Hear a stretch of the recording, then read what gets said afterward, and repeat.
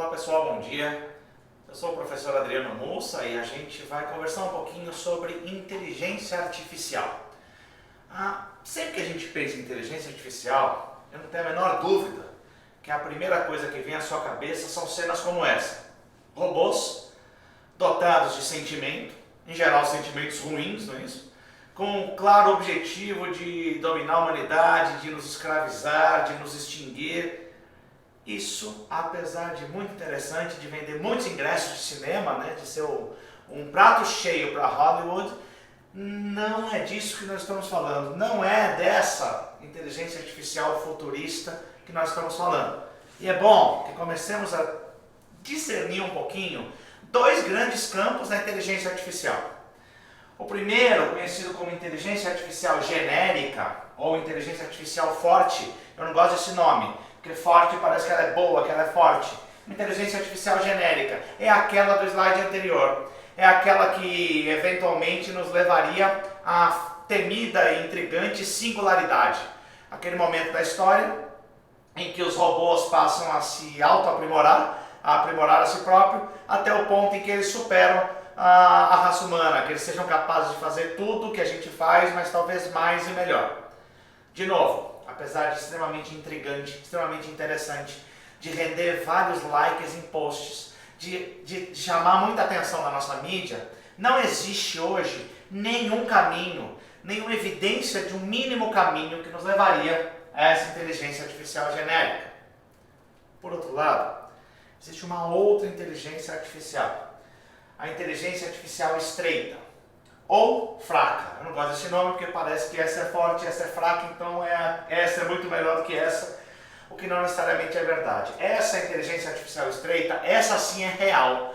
Essa sim já gera centenas de milhares de dólares para as empresas que a adotaram. Essa é real, é essa que rompe setores, é essa que gera, como eu falei, muito valor para as empresas que a adotaram. E é essa que ameaça colocar vários empregos ou várias ocupações, atividades humanas em risco ou em oportunidade, né, de nos livrarmos de tarefa repetitiva. Essa é real, inteligência artificial estreita. Então é claro que é dessa que nós estamos falando. Bom, e é essa inteligência artificial estreita, aparentemente, né, fraca, que segundo a McKinsey vai gerar 13 trilhões de dólares para a economia mundial até 2030. Isso é muita coisa. 13 trilhões de dólares é 15 a 16% do PIB mundial. É muita coisa. Parece que é finalmente o grande impulso de eficiência e produtividade de uma economia global praticamente estagnada já há alguns anos. E o que é mais interessante, a McKinsey tentou entender, dentro de um mesmo setor, como que as empresas se comportariam. Essa linha laranja que está aqui, dos adotantes iniciais, que eles chamam de front-runners, né, ou early adopters, eles teriam um fluxo de caixa negativo, um desencaixe para investir em inteligência artificial nos primeiros anos, isso já está acontecendo, para experimentarem resultados futuros bastante fortes, e isso são fluxos de caixa, medida mais precisa e menos subjetiva impossível. Bom, a linha branca é a linha dos seguidores, que vão ficar esperando os resultados dos adotantes iniciais, dos frontrunners, começar a aparecer para decidir investir em inteligência artificial. Claro que tem um desencaixe um pouco mais barrigado, mas observa, resultados muito menores. Talvez seja uma das primeiras vezes na história, talvez a primeira vez na história, recente pelo menos, que nós temos um jogo de um player só, um jogo de um jogador só. Isso é bem característico da inteligência artificial, onde o front-runner, né, o que larga na frente com consistência, tem vantagens substanciais em relação aos seguidores. E claro, essa linha preta aqui são os não adotantes, que vão experimentar, obviamente, perdas em fluxo de caixa, né, destruição de caixa e até a extinção dos seus negócios. Na mesma linha, vem a PwC e fala que a inteligência artificial não vai gerar os 13 trilhões que a McKinsey falou, mas vai gerar 15,7. Um fala em 13, o outro em 15,7. Obviamente que ambos estão errados, né? Previsões foram feitas para darem errado. Mas observa que elas convergem. Elas estão indo para um mesmo caminho de forte criação de valor por conta da inteligência artificial. E se a McKinsey fez a distribuição em relação a players do mesmo segmento, a PwC decidiu fazer por regiões do planeta. Ela fala então em criação de 15 tri. Desses 15 tri, 7 ficariam com a China. Cerca de 4 com a América do Norte, especialmente Estados Unidos. 2,5 se a gente somar o Sul e o Norte europeu. 1 tri para a Ásia desenvolvida, 1,2 tri para a África, Oceania e outros asiáticos. Lamentavelmente, a previsão aqui para nós, da América Latina, sobre meio tri. É muito desigual, é muito pouco para a América Latina, onde nós inserimos.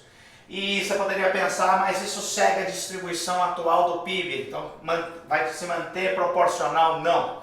Isso é muito desproporcional. Isso muda a composição do PIB mundial.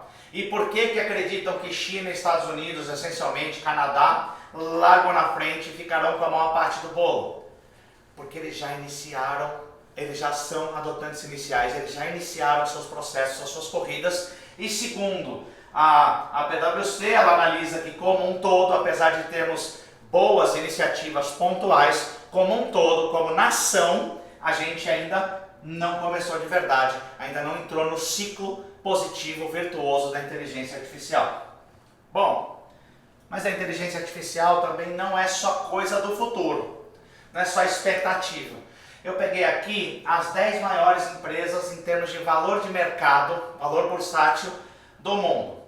Eu assinalei em laranja as que, na minha opinião, são baseadas em inteligência artificial.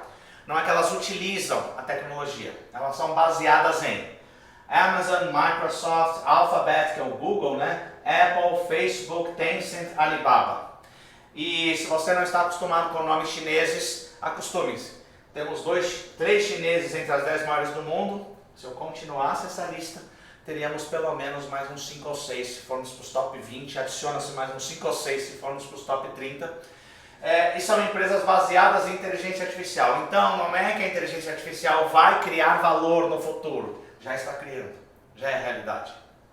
Bom, porque já entendemos a importância da inteligência artificial. Agora, o que é inteligência artificial, né? Se não é aquela história do robô dominando a humanidade, Terminator, o que é isso?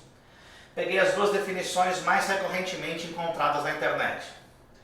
Falando genericamente, IA emprega algumas capacidades anteriormente possuídas apenas por humanos, como conhecimentos, insights e percepções para realizar determinadas tarefas.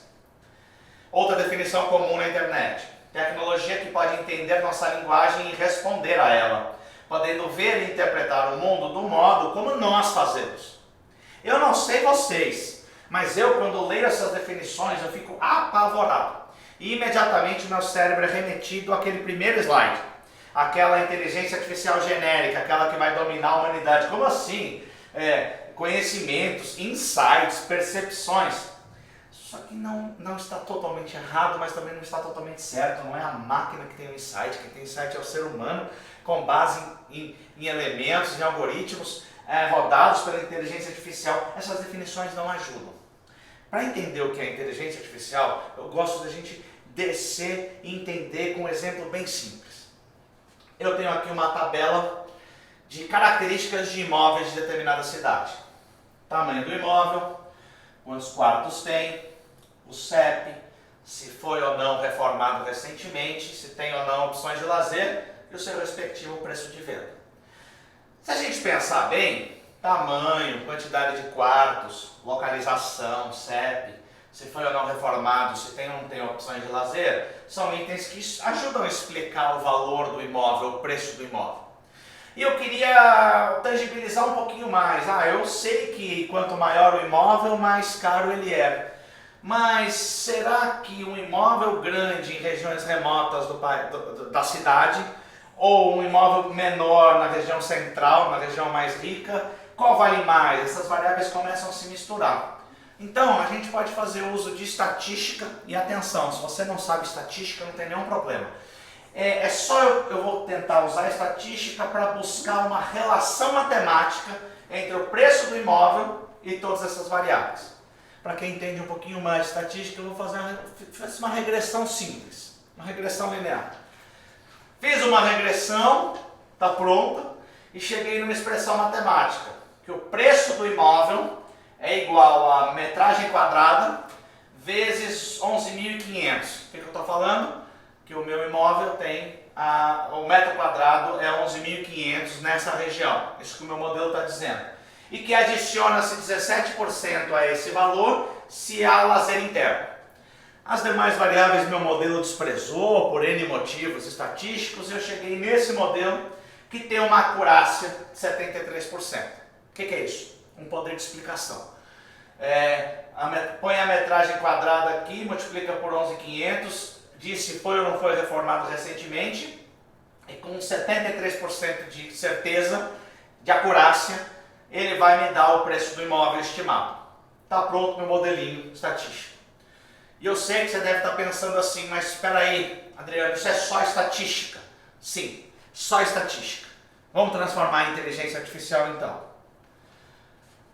Vou pegar essa minha expressão matemática aqui simples, uma estatística, e vou construir um app, um aplicativo de celular, para que vocês, usuários, coloquem as metragens quadradas dos seus imóveis que vocês gostariam de consultar. Põe a metragem quadrada, informa se foi ou não foi reformado recentemente e o app vai te cuspir lá o preço do imóvel estimado. Nós vamos fazer o seguinte, toda vez que você usar esse app, a gente vai aproveitar os seus dados para realimentar o modelo. E a gente poderia também plugar o nosso app nos cartórios de registro de imóveis da cidade, para que cada imóvel que fosse vendido ou comprado na cidade alimentasse o nosso modelo, para que ele fosse ficando cada vez melhor. E nós vamos fazer testes periódicos de outros modelos estatísticos. Eu fiz uma regressão, a gente poderia tentar uma regressão logística, poderia tentar uma análise discriminante, uma fatorial, misturar uma árvore de decisão, tentar montar vários testes estatísticos. O que vai acontecendo com o meu modelo quando eu vou fazendo isso?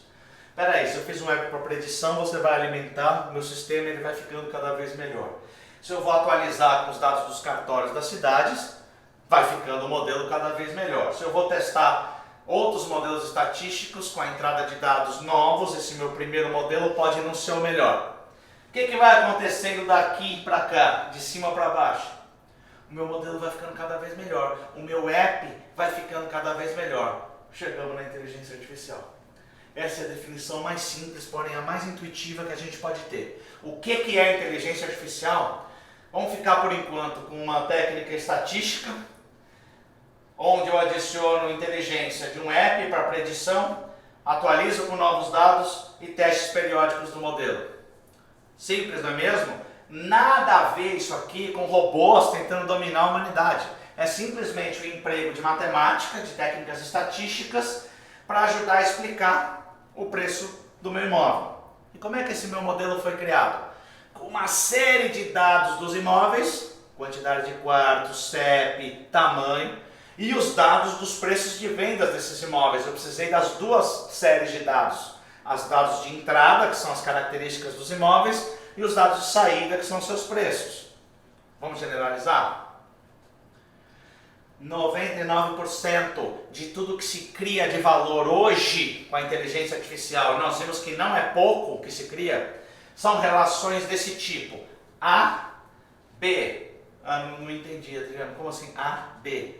A me dá as características dos imóveis, que é o A, que o modelinho te dá o preço dos imóveis, que é o B. Foi assim que a gente fez. A, B. Quase tudo em inteligência artificial são simples relações do tipo A, B. Causa-consequência. Entradas de dados, saídas de dados. Quer ver? Me dá um monte de e-mails que a inteligência artificial consegue identificar se é um spam ou não é. Como é que esse modelo foi criado? Do mesmo jeito que o nosso modelo de estimativa de preço de imóvel. Dá um monte de e-mail com características de e-mail, suas características, tamanho, tem ou não tem hiperlink, remetente e a respectiva informação B. É um spam ou não é spam? Joga tudo isso, a matemática vai tentar achar características que permitam a gente discriminar um spam de um não spam. Me dá áudio, que eu te dou em texto. Speech, to text. Me dá texto em inglês que eu te dou texto em português. Uma das mais importantes aplicações de inteligência artificial. Me dá propagandas e informações de usuários que a gente diz se ele vai clicar ou não num banner, num ad, em qualquer coisa. Me dá fotos de animais que a gente consegue identificar se tem um gato. Me dá produtos finalizados numa fábrica que a inteligência artificial consegue dizer se tem defeito ou não tem. E a gente poderia estender essa lista até lá embaixo, quase no infinito. E se você observar bem, é isso que eu queria que ficasse na sua cabeça. Inteligência artificial hoje são essencialmente aplicações com essa lógica. A, B. Input A, output B. E como é que esses modelos foram treinados? Do mesmo jeito que o nosso modelo de estimativa de preço de imóvel. Um monte de característica de imóvel, seus respectivos preços. Como é que a gente fez para conseguir que a inteligência artificial transforme um áudio num texto? Infinitos arquivos de áudio A e suas respectivas transcrições de texto B. Ou seja, muitos seres humanos tiveram que digitar uma infinidade de áudios, tiveram que digitar esses áudios para virar texto. Aí eu tenho A e eu tenho B, usa a estatística e o modelo consegue aprender que numa próxima entrada, você dá o áudio, ele consegue te dar o texto. E cada vez melhor. Bom, isso é praticamente o que a gente tem de inteligência artificial hoje, de verdade, criando valor. Só para a gente começar a trabalhar na nomenclatura, inteligência artificial é um campo muito amplo, mesmo que estejamos focados na inteligência artificial estreita. Toda vez que a gente está fazendo esse tipo de relação A-B, a gente está falando de Machine Learning, que é um subgrupo bem importante da inteligência artificial. E para ser um pouco mais preciso, toda vez que estamos falando de relações A-B, que é o mais importante subgrupo da inteligência artificial, estamos falando de Supervised Learning. Por que Supervised Learning, aprendizagem supervisionada? Porque nós humanos é que supervisionamos a aprendizagem. Fomos nós que demos todos os inputs. Nós falamos assim, essas são as características dos imóveis, esses são os preços dos imóveis. Inteligência artificial, eu quero que você aprenda a me explicar com essas variáveis, me explicar o preço dos imóveis. Eu estou supervisionando tudo, eu estou olhando para tudo e vendo o que está acontecendo de A para B, e eu sei o que ela tem que aprender. Utilizar A para chegar em B, utilizar os dados dos imóveis para chegar no preço do imóvel. Nós estamos supervisionando. 99% do que de fato é comercialmente viável hoje em inteligência artificial são aplicações de Supervised Learning, que por sua vez são aplicações de Machine Learning, que por sua vez são aplicações de inteligência artificial. De novo, repara que isso não tem nenhuma relação com aquela história de robôs dominando a humanidade.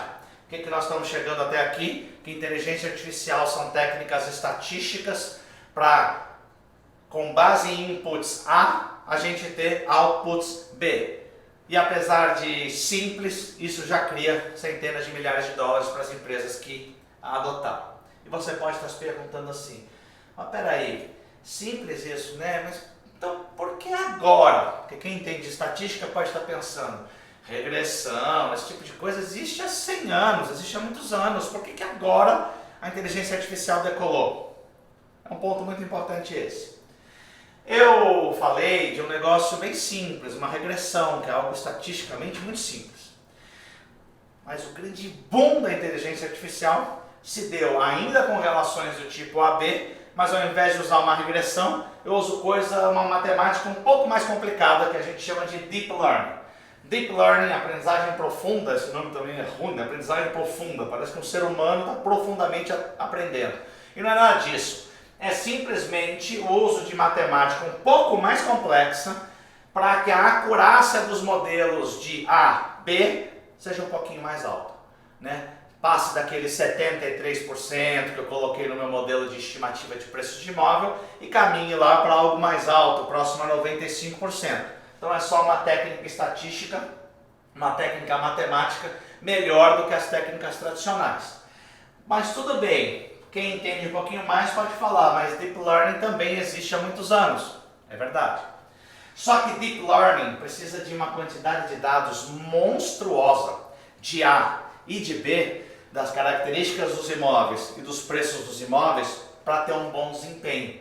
Então, agora que nós temos praticamente tudo gerando dados, seu celular gerando dados, seu carro gerando dados, tudo gerando dados, né? E isso potencializado por IoT, por internet das coisas, tudo gerando dados em todo lado, permitiu situações de Big Data, situações onde a gente tem dados abundantes sobre quase tudo. Pensa bem, lembra que eu falei que para treinar o áudio ser transformado em texto, eu precisei de milhares de áudios transformados em textos digitados? Gente, não tem nada mais fácil hoje do que você conseguir milhares de dados de áudio. A gente gera isso o tempo inteiro, né? Como que os modelos de identificação de pessoas numa foto funcionam? Precisa de muita foto, né? E dizendo se ela não é a pessoa. Poxa, foto na internet é o que a gente mais faz hoje, é subir foto. Então assim, a gente está em situações de Big Data, com abundância de dados, que são os grandes insumos dos modelos de Deep Learning. E claro, modelos de Deep Learning são uma matemática um pouco mais complexa do que uma regressão. Difícil de ser processado, só que hoje a gente tem capacidade de processamento suficiente, porque ela cresce de forma muito forte, de forma geométrica. Então, Deep Learning, que é uma nova matemática um pouco mais aguçada do que uma estatística simples, combinada com grandes quantidades de dados que alimentam esses modelos de Deep Learning, e hoje nós temos, e com forte capacidade de processamento, permitiu que a performance dos modelos de Deep Learning crescesse. Crescesse porque eles precisam de quanto mais dado e quanto mais capacidade de processamento, melhor a performance dos modelos de Deep Learning. E óbvio que se a gente pudesse pensar, a gente vai chegando aqui para a direita em situações de Big Data, em situações que a gente tem uma grande quantidade de dados e capacidade de processamento e a performance do Deep Learning vai crescendo. Vai crescendo a ponto de conseguir chegar próximo desse número aqui mesmo. Várias aplicações de Deep Learning conseguem chegar a 95% de acurácia. Ou seja, já imaginou? Conseguir explicar o preço do imóvel com 95% de acurácia. Conseguir digitar um texto, um áudio, perdão, transformar em texto um áudio com 95% de acurácia. Conseguir traduzir um texto com 95% de acurácia. Quando você vai melhorando a acurácia, claro que vai ficando mais fácil das empresas adotarem essa inteligência artificial que erra muito pouco, né? E conseguir criar, o que eu acho o mais importante conceito de inteligência artificial, que é o que a gente chama de ciclo virtuoso. Deixa eu explicar. Se a empresa conseguir desenvolver um bom produto, razoável produto, ela vai conseguir alguns usuários. Usuário significa dado. Dados, se bem trabalhados por inteligência artificial, na verdade por machine learning, na verdade por supervised learning, AB, vai melhorar o produto. Produto melhor, mais usuário, mais dado, melhor produto. Um ciclo virtuoso incrível. Vou exemplificar aqui. O Google, com seu sistema de buscas, começou há alguns anos já o sistema de buscas dele. Quando ele começou, o produto era meio ruinzinho, os usuários iniciais vão lembrar que não era assim do jeito que é hoje, incrivelmente assertivo. Mas ele tinha um produto razoável de busca, conseguiu alguns usuários. Usuário gera dado. Dado, utilizado por machine learning, e o Google faz como ninguém, melhora o produto, que consegue atingir mais usuário, mais dado, melhor produto, ciclo ininterrupto. Por isso que hoje o Google é incrivelmente personalizado. Se você estiver logado com uma conta no Google e fizer uma busca com alguma chave de algum conjunto de palavras, e um colega seu ou um familiar seu fizer a mesma busca logado também, os resultados vão ser diferentes da busca, porque ele está personalizando, ele aprendeu a personalizar para você. Por isso que a gente diz que o Google já está nessa interação há tantos anos, que é quase impossível, eu diria, alguém surgir desenvolver um buscador para competir com o Google. Por quê? Porque ele já está nessa interação há muitos e muitos anos. Outro produto incrível, você pega uma recomendação de livros na Amazon, especialmente nos Estados Unidos. Eles começaram com um produtinho simples, que errava muito a recomendação, conseguiu alguns usuários, dados, melhora o produto, que melhor, mais usuário consegue, melhor dado, mais produto. Hoje, a Amazon é capaz de sugerir, pelo menos a minha, ela é capaz lá nos Estados Unidos de sugerir livros muito melhor do que a minha busca ativa. Eu buscando ativamente livros não sou tão bom quanto a Amazon de me sugerir livros para leitura. E não resta outra alternativa a não ser comprar, porque é muito perfeito, está indo muito bem essa busca. Vamos a uma empresa nacional? O iFood entrou nesse ciclo, na minha opinião. E tanto ele entrou nesse ciclo que agora ele começou a criar outros serviços dentro do mesmo serviço. Ele tem um razoável produto, conseguiu alguns usuários, os usuários geram dados, ele sabe da nossa alimentação, pelo menos da comprada na rua. Ele melhora o produto melhor, mais usuário, mais dado, ele já está nesse ciclo há algum tempo. E agora ele decidiu usar os dados para entrar num outro ciclo.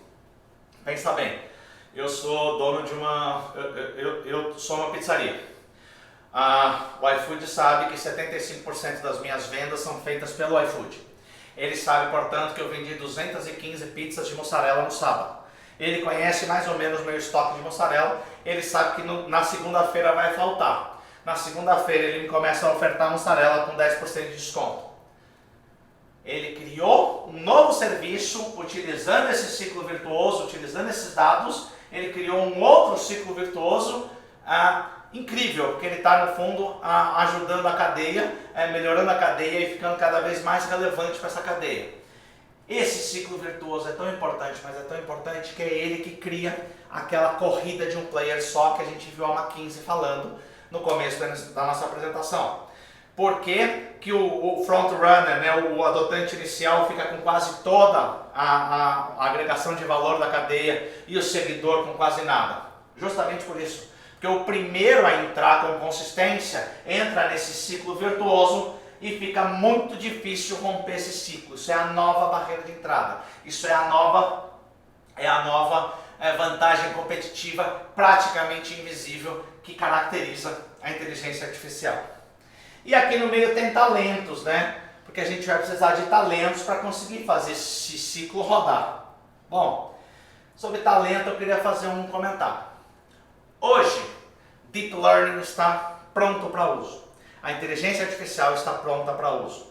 Não significa que na academia não continuemos pesquisando freneticamente novas técnicas.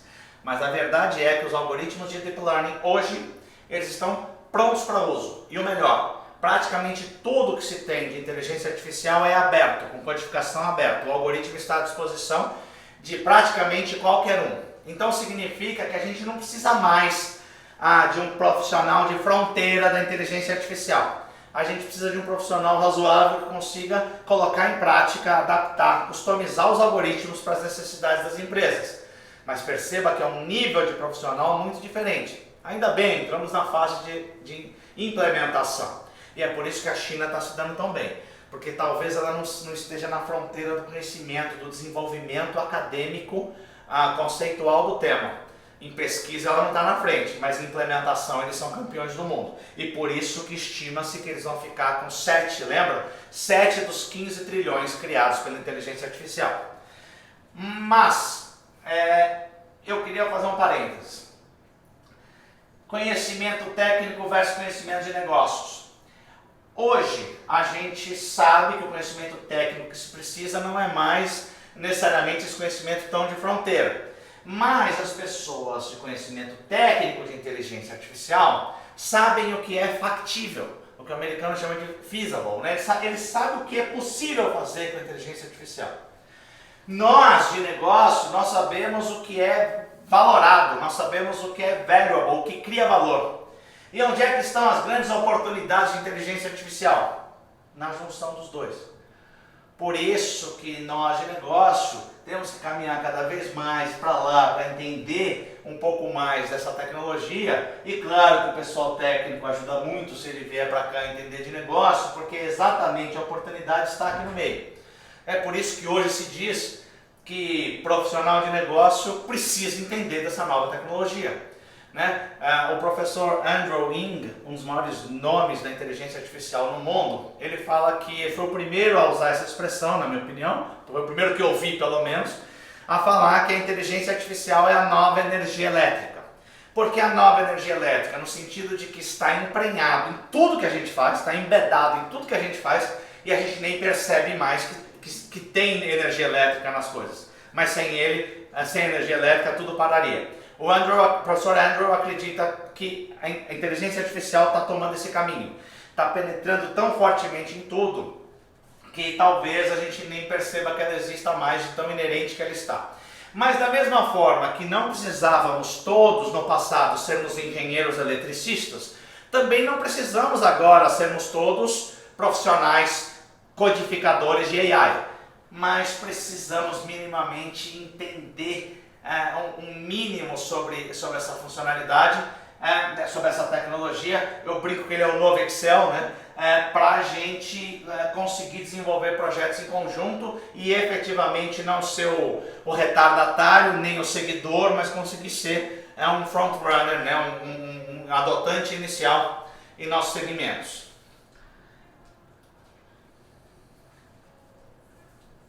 Eu coloquei aqui algumas das empresas que eu acredito que já estão nesse ciclo virtuoso há algum tempo.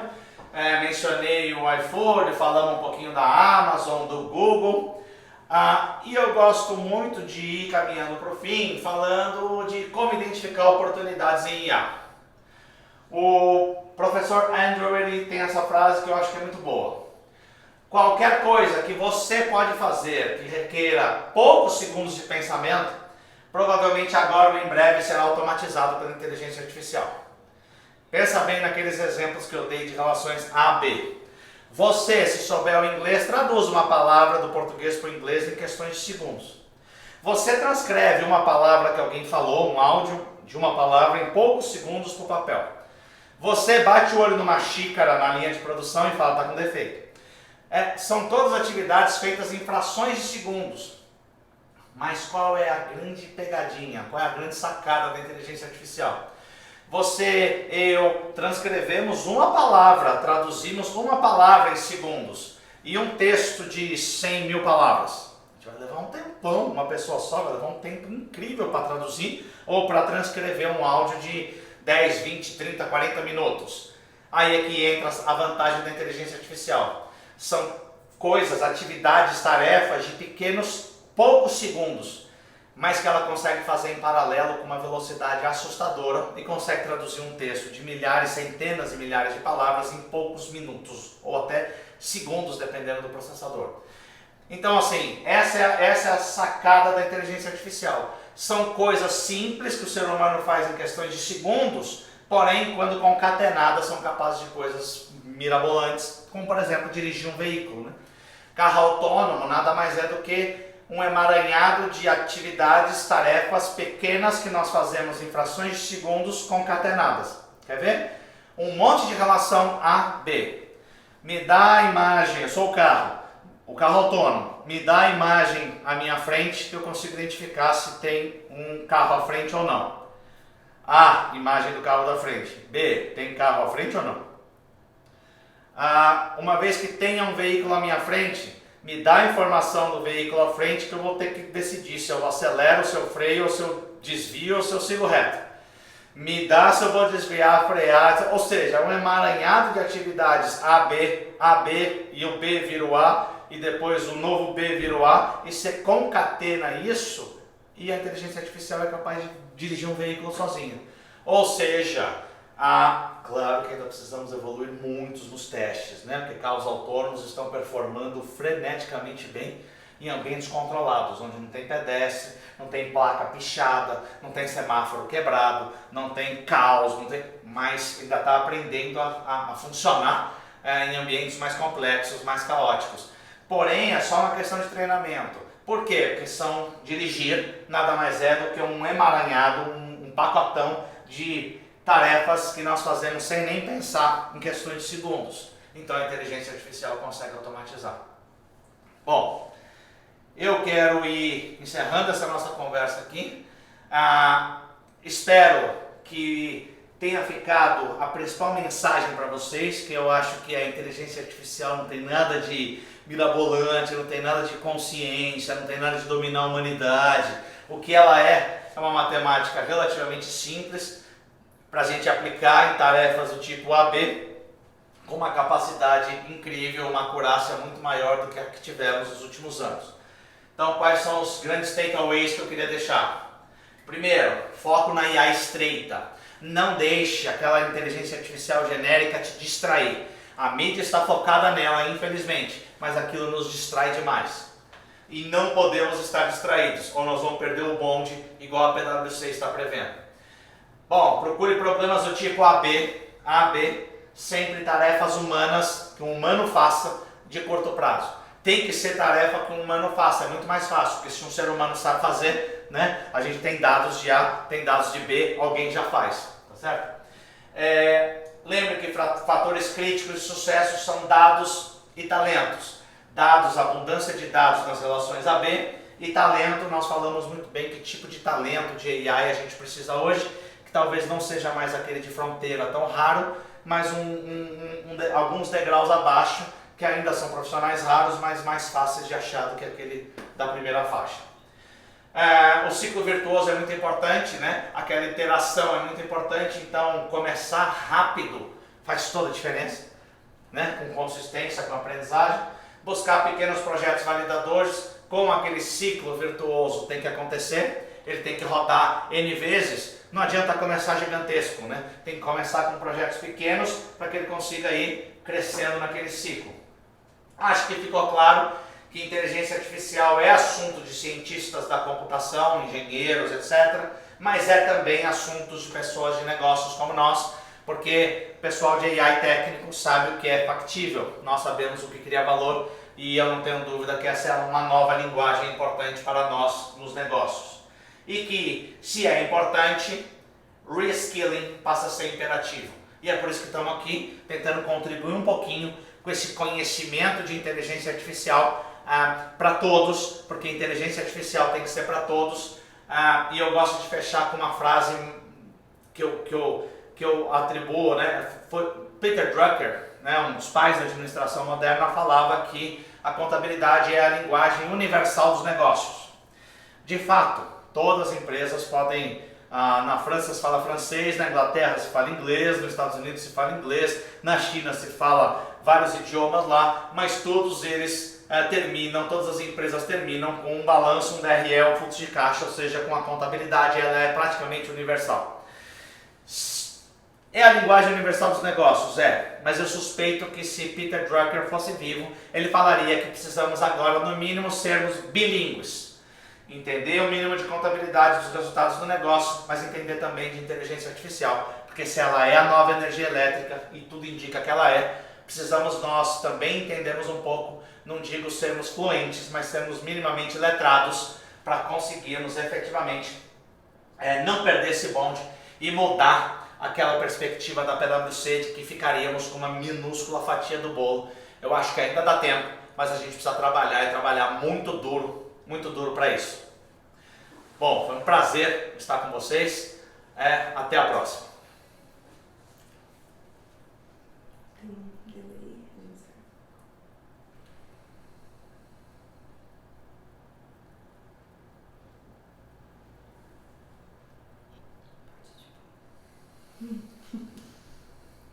Nacional.